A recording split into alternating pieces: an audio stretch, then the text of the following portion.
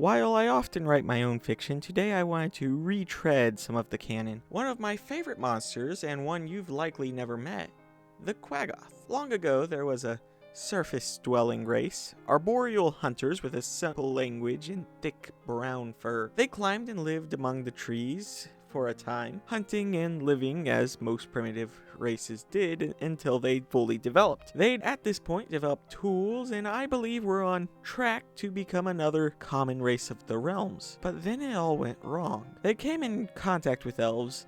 I'm not sure how it happened. Likely cultural or resource-based disagreement set the tribe at war with the elves. While it's easy to forget, especially as you think of elves as these great ethereal beings, they can be disgustingly brutal. As batch after batch of these people were butchered, they searched for a way out. Anything at all to avoid extinction. Panic and fear took hold as they found where the elves would not travel. The caves of the world. Remember, these were tree dwellers, just under, if not fully equivalent to the sentient races of the realm. About to be forced into the Underdark, they had a choice. It was the caves or it was death. Some went, some didn't. The ones who stayed were not spared by the elves. The ones who went had to figure out how to survive in this horrid place. They were hunters before, but now they were just as often prey. 3 generations passed as they ate whatever they could find. They forgot their own tongue and took up Undercommon. The hair on their backs lost its color, turning into a sickening shade, and claws once fitted for climbing became entirely weapons. The most aggressive of them survived. When the first hungry years struck,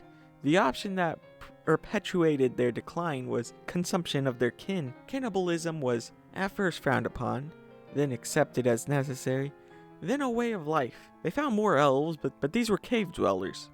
Drow. After learning their distinction from the surface elves, they were more than willing to work with these creatures and quickly became a domesticated, sort of, species of war, leading raids on the surface world and entering intense rages in combat. I'd like to remind you right now that they could have been a proper race, mingled in with the dwarves and gnomes of the realm, maybe even produce some half-human creatures. They could have been introduced to elves in peace times and spread much like any of the others, but they were forced underground, and that always sat with me. I could be mistaken, but I think they were very directly inspired by Lovecraft. One of his stories was The Beast in a Cave, but I could easily be mistaken. If you'd be down, why don't you check out whatever I stuck right there by my cat's head?